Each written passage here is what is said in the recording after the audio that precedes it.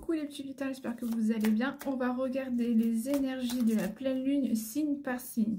Donc on rentre en planète Mercure parce que on parle de Gémeaux, que c'est un signe d'air. Donc on va voir un peu la saison des Gémeaux, qu'est-ce qu'elle va nous apporter.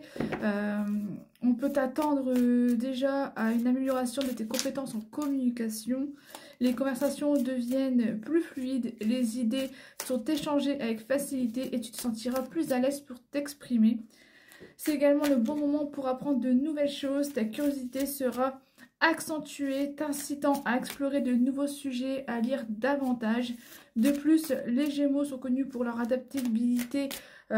Cette saison va te pousser à être flexible, à t'ajuster facilement aux changements. Tu pourras te prouver plus ouvert aux nouvelles expériences. Cependant, avec l'augmentation de l'activité mentale, tu pourras être un peu plus dispersé ou avoir du mal à te concentrer sur une seule tâche. Il est important de trouver des moments pour te détendre et te recentrer, sinon cette agitation pourrait mener à de la fatigue mentale. Aussi, les interactions sociales peuvent être nombreuses, mais pas toujours profondes. Profite de ces moments pour élargir ton réseau et te divertir. Mais n'oublie pas de te consacrer du temps et aux relations qui comptent vraiment pour toi. Allez, on va regarder les énergies signe par signe. On va regarder pour les béliers. Alors, pour les béliers, on va parler que déjà ce mois-ci, ta curiosité, ton désir d'apprendre vont être stimulés. Mais attention à ne pas te disperser. Priorise et concentre-toi sur ce qui compte vraiment. On parle vraiment de réussite familiale, de bonheur partagé, béatitude. Vraiment, ça résonne avec le côté de l'accomplissement émotionnel. Ensuite, la pleine lune pour les taureaux. On dit que tu es invité à sortir de ta zone de confort. Sois attentif aux opportunités et occasions qui se présentent à toi. Garde un œil sur tes dépenses pour ne pas perdre la main. Et le côté que voilà, tu es en attente d'opportunités, tu as beaucoup de projections, tu es en pleine préparatif, tu es vraiment sur le côté de la ligne de départ, prêt à saisir l'opportunité et que tu as l'idée aussi de défendre ta position, d'avoir foi en toi. Allez, quelle est l'énergie de la pleine lune pour nos amis les Gémeaux? Alors, c'est ta saison, étant donné que nous rentrons en Gémeaux, c'est le moment pour toi de lancer tes projets, exprimer tes idées, développer tes connexions, ne mets aucune limite sur ta curiosité. Et on me dit que voilà, il faut que tu aies un peu de patience parce que tu pourrais être amené à douter, que tu vas faire des investissements là maintenant, mais que ça sera sur le long terme, que voilà, tu vas regarder grandir les choses. Allez, l'énergie de la pleine lune pour nos amis les cancers. Alors les cancers, tu pourrais avoir du mal à faire le tri dans tes ressentis et dans tes pensées. N'hésite pas à prendre du temps, reculer pour faire le point et explorer ton monde intérieur. Suis toujours ton intuition. On parle d'une harmonie au niveau de ton âme sœur, que voilà, vous allez vous complémentariser et que tu pourrais avoir des impulsions créatives, hein, vraiment le côté de dépasser ses craintes. Tu vas avoir des idées lumineuses qui vont vraiment t'aider pour moi à t'aider à faire le tri dans tes ressentis, dans tes pensées justement. Tu pourrais t'amener à avoir vraiment à créer une nouvelle page blanche, à avoir des négociations entre tes limites et ce que tu dois faire. Et tu vas être vraiment focus sur le succès. Tu vas vraiment ne cesser que d'apprendre. On parle vraiment d'enseignement, etc.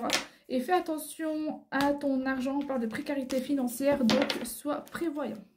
Alors maintenant on regarde les énergies pour les lions. On dit que cette période est synonyme de vie sociale intense. N'hésite pas à aller vers les collaborations. Ta capacité à attirer l'attention est renforcée. Allez, l'énergie pour les lions pour cette pleine lune. Alors, on dit que tu répètes aussi souvent les mêmes schémas, qu'il y a quelque chose que, voilà, c'est...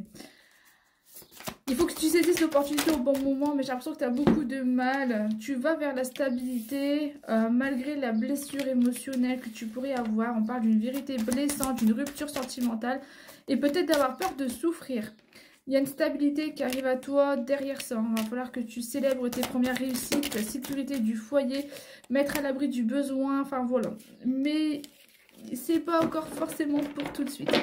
Allez, les vierges, on dit de faire preuve de flexibilité, d'adapter aux changements qui peuvent survenir dans tes habitudes. Accueille-les, ouvre-toi à la découverte, mais aussi à la communication, étant donné que nous sommes en Mercure, n'oublions pas que c'est la communication.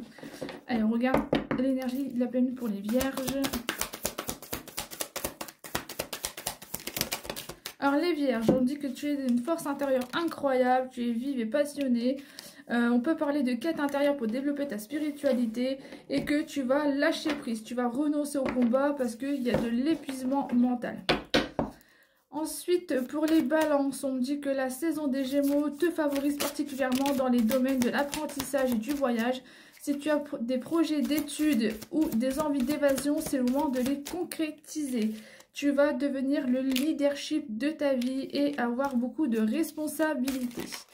Ensuite, pour les scorpions, on me dit que cette saison est propice à l'introspection, des discussions profondes avec des proches peuvent t'aider à mieux comprendre tes émotions et tes désirs. Utilise cette période pour laisser aller ce qui ne sert plus et laisse place au renouveau. Allez, l'énergie de la pleine pour les scorpions, on dit que voilà, tu vas être sans limite, tu vas avoir beaucoup d'expérimentation à lâcher et que rien ne va t'arrêter. Il faut aussi que tu écoutes ton intuition, que tu te ressentes sur la nature aussi. Hein. On parle vraiment beaucoup de nature chez toi, le côté d'une nature sauvage et d'avoir des peurs inconscientes. Donc, tu n'arriveras pas forcément à dire que tu as peur de quelque chose et que c'est quelque chose que c'est vraiment ancré en toi. Et tu as un nouveau talent qui arrive à toi. Tu as vraiment la liberté de penser, matérialiser enfin ces pensées. Ça veut dire que tout ce que tu penses à faire depuis beaucoup de temps, tu vas pour moi les matérialiser. Et tu vas être mis à l'épreuve par rapport à tes idées. Voilà, tu vas être dans le perfectionnement d'avoir des bons résultats, de l'amour du travail bien fait. On peut parler d'artisanat, on peut parler de quelque chose avec beaucoup de couleurs, d'avoir des bons résultats et vraiment un fort investissement personnel. Donc c'est vraiment très très bien pour les scorpions. J'ai enfin l'idée que ça avance tout doucement, mais ça avance. Voilà, on me dit que ce sera des impulsions créatives. Le nouveau désir, vraiment le côté de dépasser ses craintes. Par rapport à tes peurs inconscientes, j'ai l'impression que tu vas les laisser s'enfuir et vraiment arriver à quelque chose de plus concrétisé, de plus travaillé, voilà, de plus passionnant, rêveur, hein, vraiment le côté... tu auras un peu la tête dans les nuages par toutes ces pensées. Tu peux passer une période où tu seras un peu dans le mental, mais...